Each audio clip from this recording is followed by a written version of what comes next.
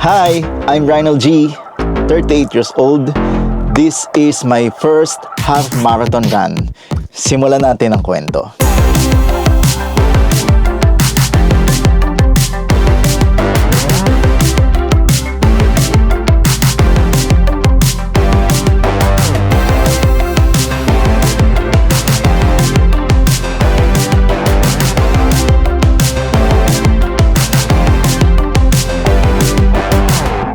Mula noong bata ako, hindi ako active at wala talaga akong sports. Hindi ako sanay sa mga activities, laging sumasakit yung likod ko.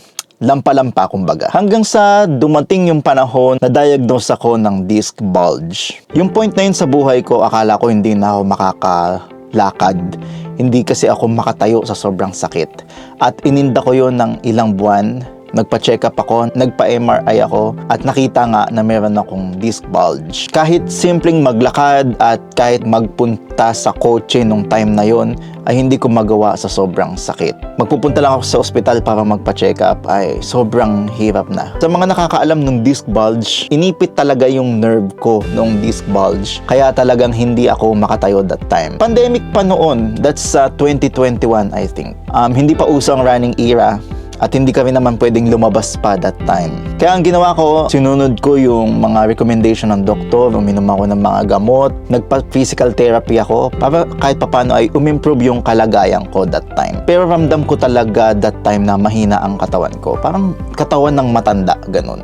Hanggang sa dumating yung panahon ng 2023, nag-enroll ako sa gym, nag-build yung muscle ko dahil doon sa coach na nagturo sa akin sa gym. Naramdaman ko talaga sa gym yung malaking improvement sa health at talagang naramdaman ko yung improvement sa katawan ko. Pero meron talaga ang feeling sa sarili ko na gusto kong tumakbo. Noon tumatakbo-takbo ko kaya lang dahil nga lagi sumasakit yung likod ko, konting-konti lang. Hindi ko nga natatrack kung ilang kilometers ako tumatakbo. Pero I'm sure napaka-konti lang noon. Kaya noong December 2024 na nasa Japan kami, winter that time, sinabi ko sa sarili ko na sasali ako ng marathon. Nag-plan for this year, 2025, makasali ng marathon. Hopefully, God willing, makasali tayo.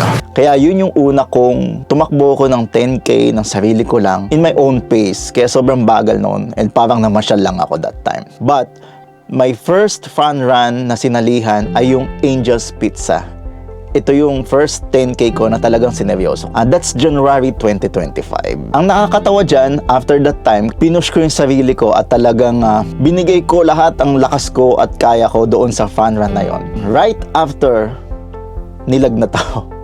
Nilagnat ako at yung katawan ko sobrang hindi ko maigalaw. Para ako na-paralyze noong araw na yon hanggang kinabukasan. Doon ko na-realize na seryosong bagay pala talaga ang pagtakbo. Kaya naisip ko na kailangan ko itong paghandaan at kailangan sanayin ng katawan kong ginagawa ito. Kaya sa loob ng 1.5 taon mula noong 2025 hanggang ngayong kalahati ng 2026 na, marami akong fun run na sinalihan. Puro 10K ang mga sinalihan ko para masanay yung katawan ko na tumatakbo ng 10K. Sa umpisa, sobrang hirap talaga. Kalaban mo yung sarili mo, kalaban mo yung katawan mo at kalaban mo yung isip mo. Hindi lang basta katawan, pati isip mo, kalaban mo na. Dahil dumadating sa time na minsan napapaisip ka, tama ba itong ginagawa ko at gusto ko ba talaga itong ginagawa ko? Mahirap talaga siyang gawin. Pero pag gusto mo yung ginagawa mo, gagawin mo siya kahit mag-isa ka lang. And then dumating ang time, pangkaraniwan na lang sa akin ang 10K. Ang challenge sa akin ng 10K ngayon ay medyo maliit na lang. Hindi naman ako mabilis tumakbo, pero yung katawan ko, ang sinasabi ko, hindi na siya masyadong nahihirapan doon sa 10K. Doon pumasok yung idea na sumali kaya ako ng half marathon. Kaya nag-register na ako dito sa Manila Marathon 2026. Dahil alam naman natin na hindi biro kahit itong 21 kilometers. Nitong nakaraan, nagkaroon na naman ng isang aksidente sa marathon event sa the Netherlands at mayroong isang bata na 15 years old na namatay dahil nag-collapse siya sa 21 kilometer race. Kaya napaka-importante na maghanda at mag-training bago sumali sa ganitong event. Kaya nagte-training ako mula noong February, March, April, May, and June. Almost 5 months na ako nagte-training. Pero hindi ko pa rin natatry tumakbo ng mahaba. Parang meron akong threshold na hanggang 10K lang. Napagdesisyonan ko na kailangan ko nang matry magdagdag ng mileage bago pa ang Manila Marathon Run. Dito ngayon pumasok ang Sparkle Run. Time check, 1:59.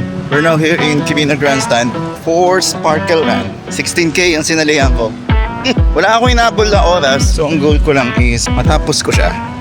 Kailangan goal ko. Kailangan ko lang magdagdag ng mileage for Manila Marathon. Dahil Manila Marathon is my debut for 21K.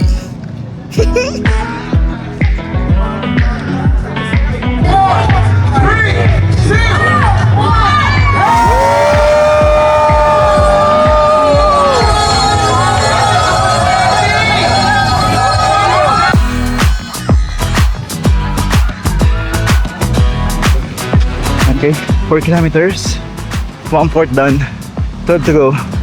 Let's go. Luneta Park. Isa sa nagpaganda sa run na ito ay itong route. Okay.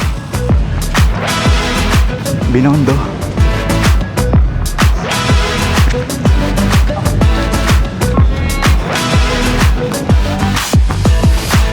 This is Binondo Bridge. Wow. 8K, halfway, 9K, it's 10 kilometers, last 6. Dahil nga, puro 10K lang ang tinatakbo ko, parang ito na yung threshold ko eh. Nahihirapan na ako after here. Kaya ito yung gusto kong gawin, na i-push yung sarili ko beyond 10K. Kasi isang taon na ako na nagti-10K eh. So ito yung first na lalagpas ako ng 10K at magiging 16K. At least hindi naman ako masyadong mabibigla sa 21K sa Manila Marathon. We're here in Intramuros. Ito na, marami na sumasakit sa akin. 11K na. Konti na lang, 5K na lang. Push. Let's go. 12K. 3/4 na. Last 4. Let's go. I am tired. 13. Last 3. Morning po! Morning. Talakad. 14. Last 2. It's humbling experience. 16K. 15 kilometers. Last one. Magsa-sunrise na. 5 a.m. 2 hours and 12 minutes. More or less. Almost 3 hours ago yung 21 kilometers ng ganitong pace. Kaya. Kaya. Woo! Oh my goodness. Natapos na. Ako, every run. 2:21. Ah!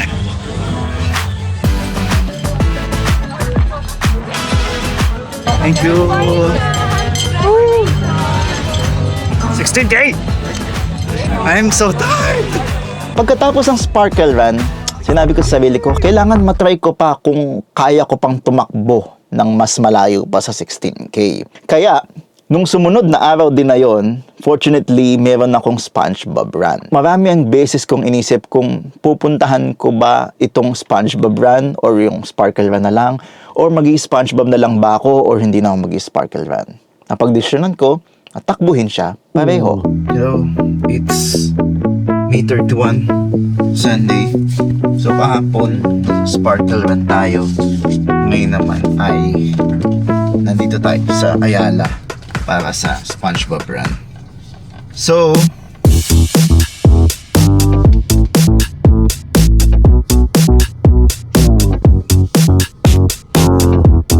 oh yeah.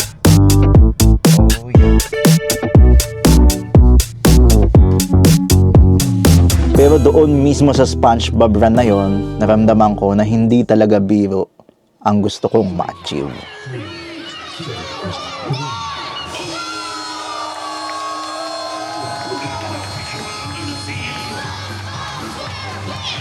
SpongeBob SquarePants, SpongeBob SquarePants, SpongeBob SquarePants.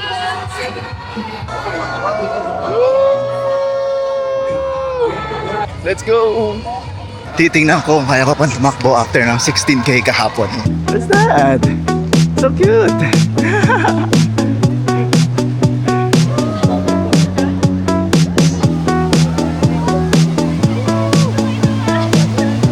dun sa SpongeBob run, na feel ko talaga yung hirap. Dahil siguro hindi pa ako nagre-recover dun sa Sparkle run na 16K, and then eto na naman ako, tumatakbo na naman ako ng 10K sa SpongeBob run. So parang medyo na-stress yung katawan ko, no?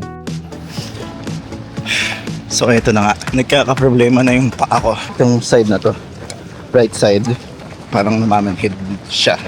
Tapos masakit. Let's see, tingnan natin kung mawala. Halfway. Pero alam nyo yung feeling na kaya mong tapusin, nasasabi mo sa isip mo at nabipil mo sa katawan mo na kaya mong tapusin. Alam mo na kaya mong tapusin kahit pagod ka na doon sa magkasunod na run na yun. Kumbaga, meron kang confidence sa sarili mo na kaya ko to, matatapos ko to. At yun nga ang nangyari. I survive the 26 kilometers. 26. Woo! Hey!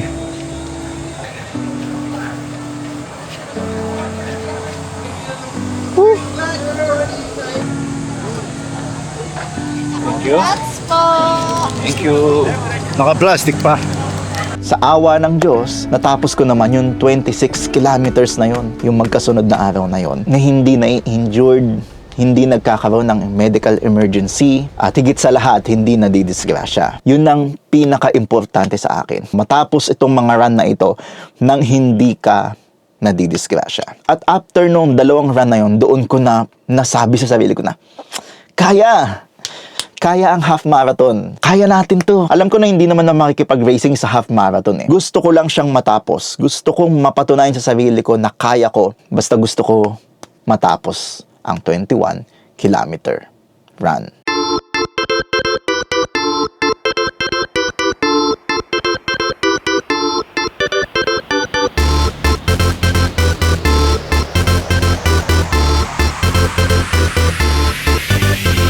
It's June 12 na, so nandito na kami sa Lanson Place. Para anything na mangyari ay nandito lang kami. Ito na inaantay nating lahat. Ito na inaantay ko. So sana lahat tayo maging safe. Sana lahat tayo matapos natin. Kung ano man yung mga goal nyo, paano nyo gusto tapusin yung race. Sana lahat tayo safe na makauwi. Matapos natin yung race na to ng maayos lahat.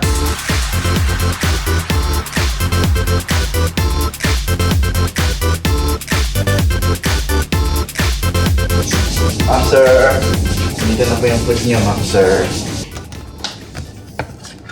This is our dinner. Pancit canton, Bread, pork ribs. baby back ribs. Okay.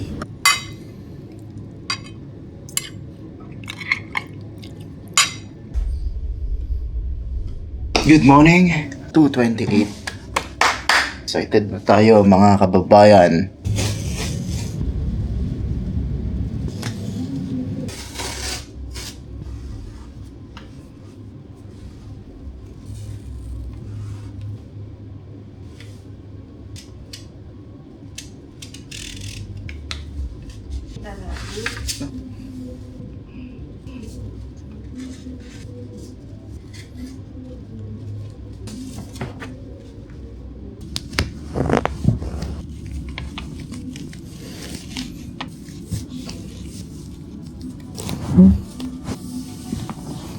Let's go!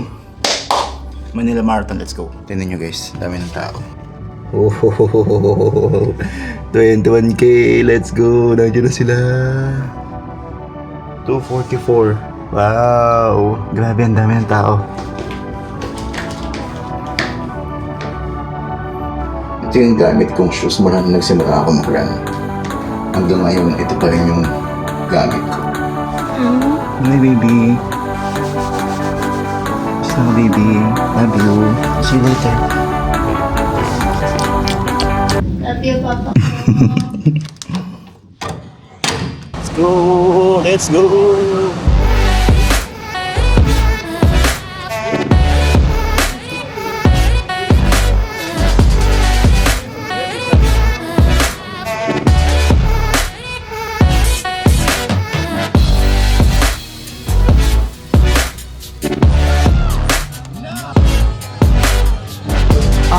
Aha, wave 3. Wave 3! Wave 3! Wave 3!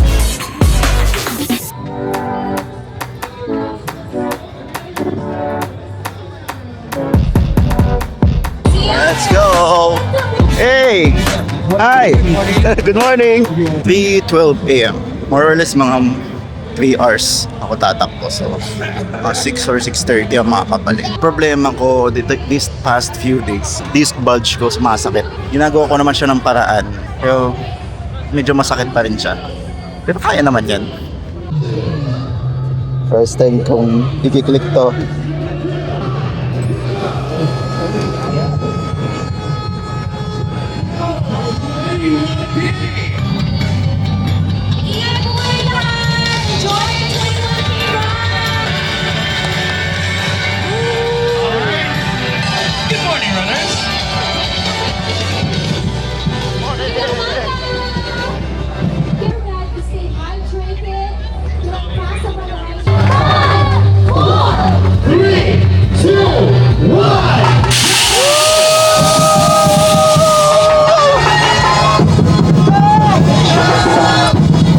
Let's go!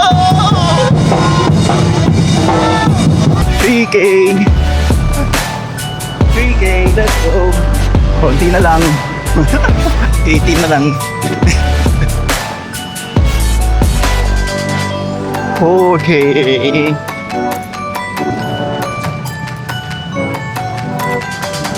Okay. 16 kilometers to go. Let's go. Doing good.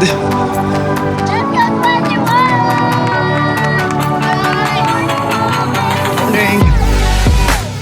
We are here in Halo Avenue, Luneta Park. Happy Independence Day. Rizal Park. Today is June 13. Kahapon na Independence Day. Sadly, ang mga pinaghirapan ng mga bayani natin parang nawawala ng saysay ngayon dahil sa mga politiko at sa mga taong hindi marunong bumoto ng tama. Independence Day pero anyway, let's go.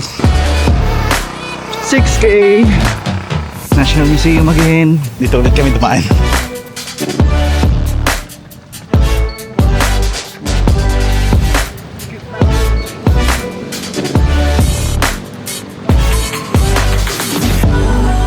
Seven kilometers. Iwasang Bonifacio. Binondo again. Nakita nyo nung sparkle run, no? Kami rin dumaan dito. Pero ngayon dami, di ba? Because we are 10,000 runners and 21K. We are here now in Binondo. Return. Manila. 8K.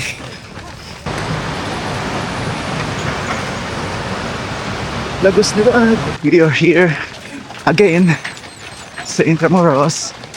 Woohoo! Let's go! So, 10K pala. 10K na tayo. Wait. Halfway doon. 10K na. 11K na lang. Woo! 11K!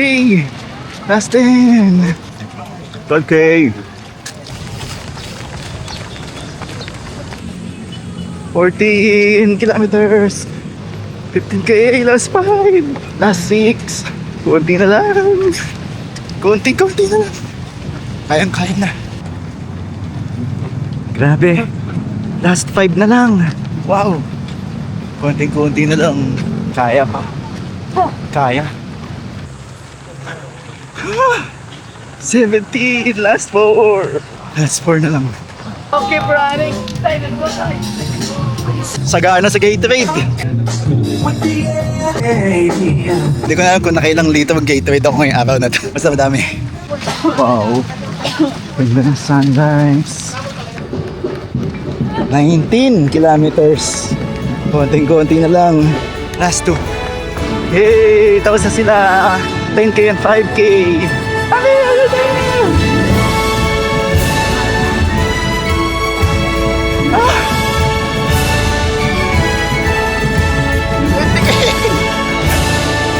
Last one! The last U-turn. Konting-konti na lang.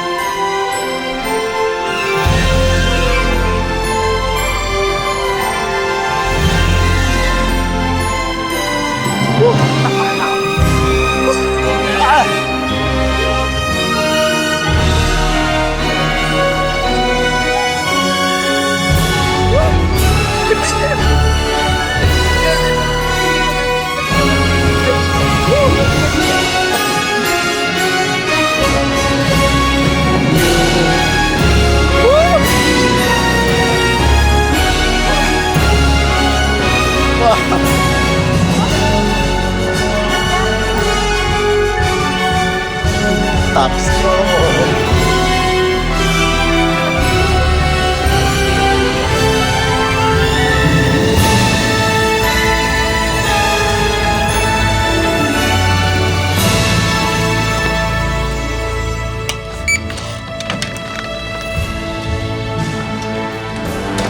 Nabi, I made it! I made it! Morning, Papa.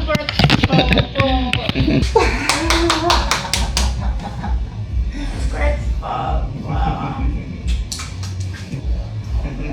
So good.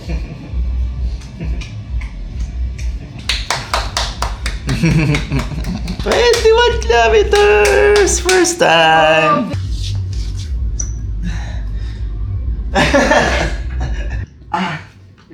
Ito pang reality. Reality ng 21K. Hindi naman yung makalak. Gapang na to eh. Goodbye guys. Good luck. So tapos na ang Manila Marathon. Thank God talagang natapos ko siya. Pero isa ang na-realize ko dito, hindi lang pala physical ang kailangan mong paghandaan. Yung napanood yung SpongeBob run ay 2 weeks ago. Last week, hindi na ako nakapag-training. So after ng SpongeBob run, wala na akong run ulit. Prior to this event, kinakabahan ako kung matatapos ko siya o hindi. Actually, dumating sa punto na parang ayoko na sumali. Dahil last week, mayroon akong pinagdaanan emotionally na sobrang hirap. So, kanina, sobrang emotional ko pagdating ng finish line kasi hanggang kanina bago magsimula, hindi ko alam kung matatapos ko eh. Dina-downplay ko lang siya. Sinasabi ko sa sarili ko, kailangan natin matapos. Kailangan ko matapos. Thank you Lord talaga ako pagkatapos ng run dahil ang hirap kalaban ng isip. Napakahirap kalaban ng isip. Kahit na ready ka physically, pagka mentally hindi ka prepared, talagang napakahirap. Alam ko sa sarili kong ready ako eh. Kasi February pa nga, nagte-training na ako. After nga ng Sparkle and SpongeBob run, talagang na-feel ko sa sarili ko na kaya. Malakas yung fighting spirit ko that day eh. Ang taas ng fighting spirit ko. But after that, sumunod na linggo ng after ng SpongeBob run, nasa sobrang baba ko naman. Talagang wala akong confidence, wala na akong gustong gawin. Napakahirap pala. After that, wala na akong energy gawin yung mga gusto kong ginagawa. Parang ayoko nang gawin lahat. Masaya ako kasi natapos ko. Ibang achievement ang ibinigay sa akin ng Manila Marathon na to. Mental fitness, grabe ang ibinigay sa akin itong run na to, yung preparation. Sobrang thankful ako dito. Ay! Congratulations sa atin lahat! Mga 42K, 21K, 10K, 5K, kung ano man yung mga sinalihan nyo. You made it. You made it! Sa mga first time, kagaya ko na sumali ng 21K, congrats sa ating lahat. Sobrang hirap. Sobrang hirap. Alam nyo yan. Dami kong kasabayan na pinupulikat na. In 10K, 10K is 10K. Pero 21K is another level talaga na. Iba rin talaga. So, this is the Manila Marathon Run.